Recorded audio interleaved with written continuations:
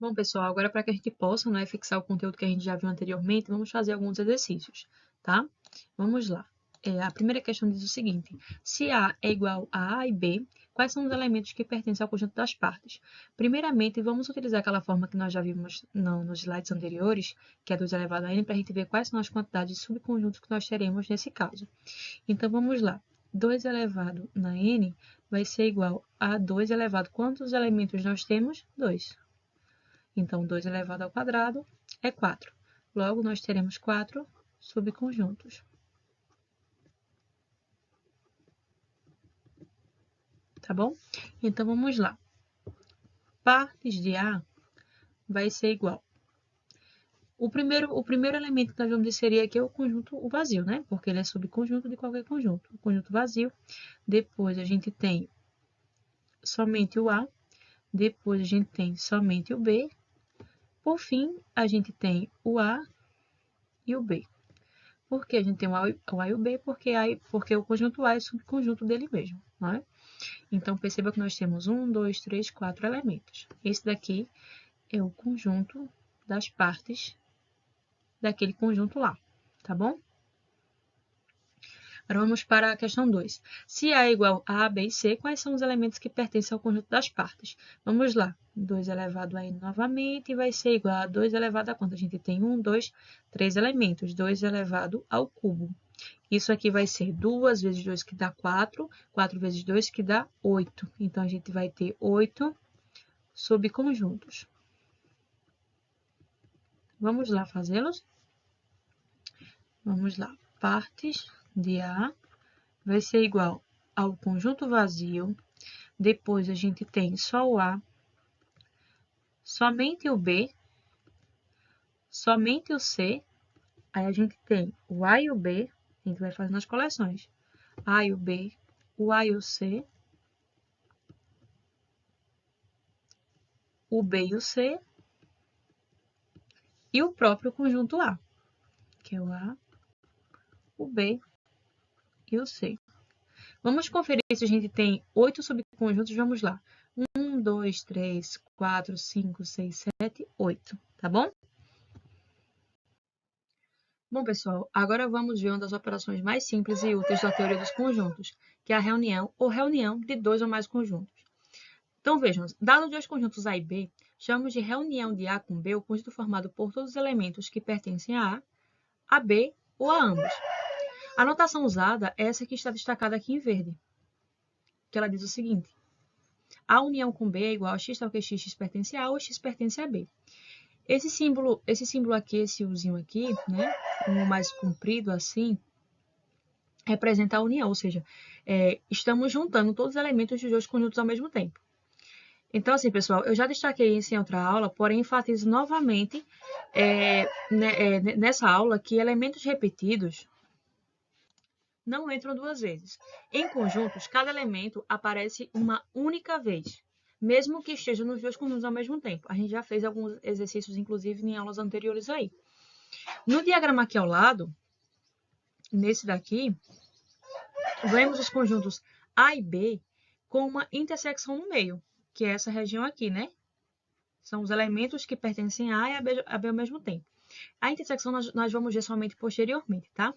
Então, vocês percebam que toda a região destacada em laranja, toda essa região aqui, pessoal, destacada em laranja, representa a união com B, que inclui os elementos só de A, os elementos só de B e os elementos que estão nos dois conjuntos ao mesmo tempo. Por exemplo, se eu tenho um conjunto formado pelos seguintes elementos, vamos lá, um conjunto A formado pelos seguintes elementos: 1, 2, 3, 4 e 5. Daí eu tenho um conjunto B formado pelos elementos 4, 5, 6 e 7. E na questão pede que eu faça a união com B, ou seja, eu quero reunir esses dois conjuntos, né? Os elementos desse conjunto. Então, vamos lá. Eu gosto de fazer sempre do menor para o maior, tá? Tem pessoas que fazem misturado, mas para mim a visualização é melhor seguindo essa padronização, tá? Então, vamos lá. Vamos pegar primeiro os elementos do conjunto A. O 1, o 2, o 3, o 4 e o 5. Agora, para que a gente possa unir com os de B, vamos fazer a análise dos elementos que estão pertencendo ao conjunto B.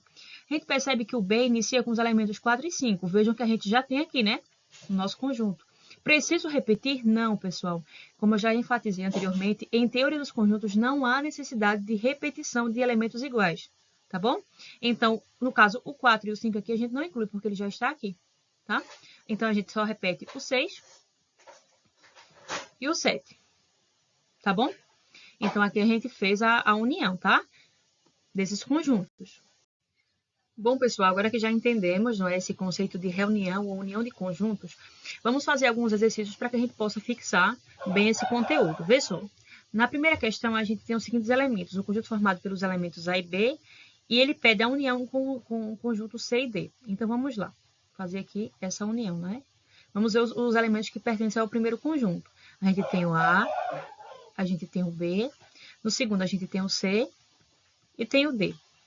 Percebam que a gente não teve elementos iguais, não é? Então, a gente só adicionou, tá? Por exemplo, nesse conjunto aqui não tem nenhum elemento que esteja nesse outro conjunto aqui ao mesmo tempo, que a gente chama de intersecção. A gente vai estudar isso mais lá na frente. São os elementos que pertencem aos dois conjuntos ao mesmo tempo, tá? No segundo conjunto aqui, a gente tem o seguinte, a gente tem o A e o B, e aqui a gente tem, no segundo conjunto, a gente tem a letra A, a letra B, a letra C e a letra D. Então, a gente já vê que cancela esses dois aqui, né? Porque a gente já tem aqui no primeiro. Então, a gente não tem a necessidade de repetição. Então, vai ficar o A, o B, o C e o D. Os conjuntos ficaram iguais, né? Tanto esse primeiro como esse segundo aqui, tá? Vamos lá. No terceiro exemplo, pessoal, a gente tem os elementos A, B e C.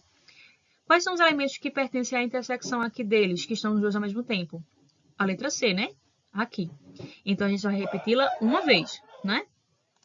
Porque não há necessidade de repetição de um mesmo elemento. Então, vai ficar o seguinte, vai ficar A, B, C, D e E.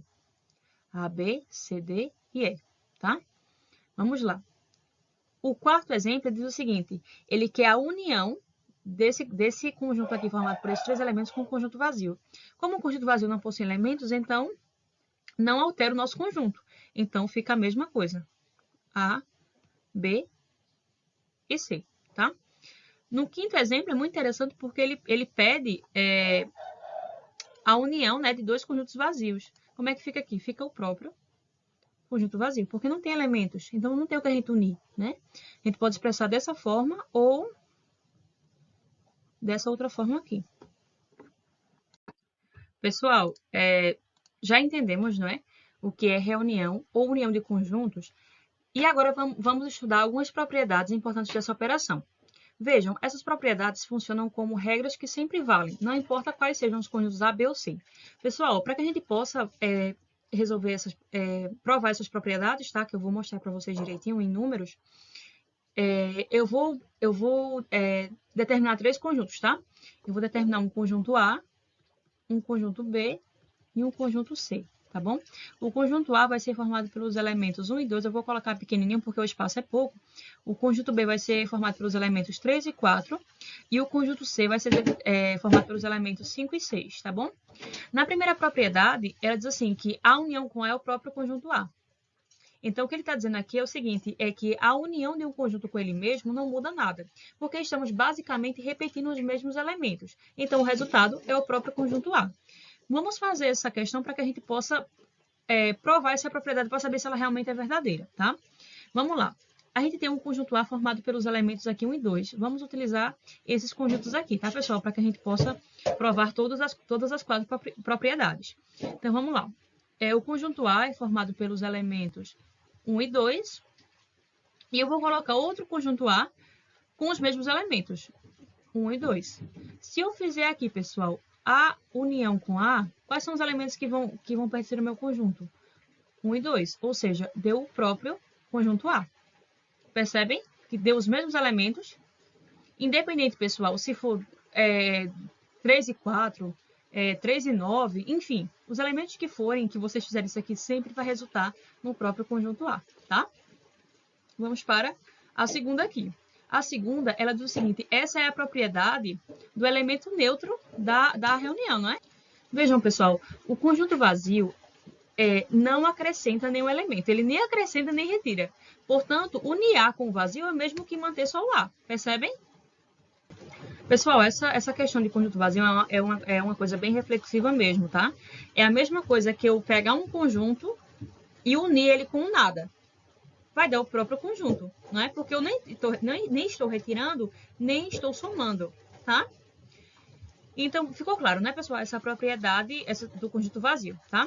Aí vamos para a terceira propriedade, que é a comutativa, tá? Ela diz o seguinte, que se eu unir A com B, é a mesma coisa de unir B com A, é igual. Vamos fazer essa prova aqui? Vamos lá. Vamos pegar o conjunto A. O conjunto A é formado pelos elementos 1 e 2, que eu já enumerei aqui, né? O conjunto 1 e 2. E o conjunto B é formado pelos elementos 3 e 4. Se eu pegar esses dois conjuntos e fazer a união com B, quais são os elementos que vão pertencer a esse conjunto? O 1, o 2, o 3 e o 4. Concordam comigo, né? 1, 2, 3 e 4. Agora, se eu pegar primeiro o B e depois o A e fizer B, união com A, quais são os elementos que vão pertencer a esse conjunto? Vamos pegar primeiro o B, depois a gente pega o A. A gente tem o 3 e o 4 do B, o 1 e o 2 do A. É o mesmo conjunto, pessoal. Aí vocês podem dizer, mas professor, a ordem está trocada. Não importa. Se forem os mesmos elementos, não importa se ele estiver no primeiro, se ele estiver no segundo, não importa, tá? A ordem não importa em teoria dos conjuntos. A gente deve ter essa preocupação em pares ordenados, né? Mas em teoria dos conjuntos, não, tá? Então, a gente provou essa aqui e essa aqui. Agora, vamos para a terceira. Deixa eu apagar, porque senão eu não vou conseguir fazer. O espaço é pouco. Vamos lá. A terceira diz que a união com B,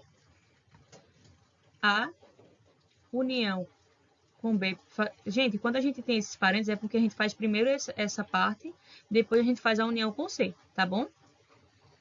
Vamos lá, vamos fazer a união com B. A união com B vai dar os seguintes elementos. Vai dar 1, o 2, o 3 e o 4. A gente precisa unir isso aqui com o conjunto C. Aí vai dar 1, 2, 3, 4, 5, 6, não é? Porque o 5 e 6 não são os elementos que pertencem ao conjunto C. Aí agora ele pede para a gente fazer a união, B união com C primeiro, né? Primeiro a gente faz isso daqui. Aí vamos lá. B união com C vai dar quais elementos? 3, 4, 5 e 6. Depois ele pede para a gente juntar com o conjunto A, né? Fazer essa união. Então, A união B união C vai ser igual a... Quais são os elementos do conjunto A? 1, 2, e eu pego esses elementos aqui. 3, 4, 5 e 6. Não deu igual, pessoal? Esse conjunto aqui é o mesmo conjunto desse aqui, tá? Então, propriedade provada. Bom, pessoal, agora vamos falar, não é, de uma operação chamada intersecção de conjuntos. Eu já havia citado ela anteriormente, mas agora vamos dar ênfase nela. Vejam, pessoal, quando temos dois conjuntos A e B, a intersecção entre eles, representada por esse símbolo aqui, tá? É o conjunto dos elementos que pertencem a A e a B. Em linguagem matemática, escrevemos dessa forma aqui. A intersecção com B vai ser igual a x troca x pertence a A e x pertence a B. Gente, vejam que usamos a palavra e na definição. Isso significa que o elemento precisa estar obrigatoriamente nos dois conjuntos ao mesmo tempo. Pessoal, nessa imagem aqui, nós temos uma ilustração de como é essa intersecção. Percebam que são esses elementos aqui, tá? A intersecção com B. Aí vocês podem perguntar, mas professora, se A e B não tiverem elementos em comum, a intersecção vai ser vazia, tá bom?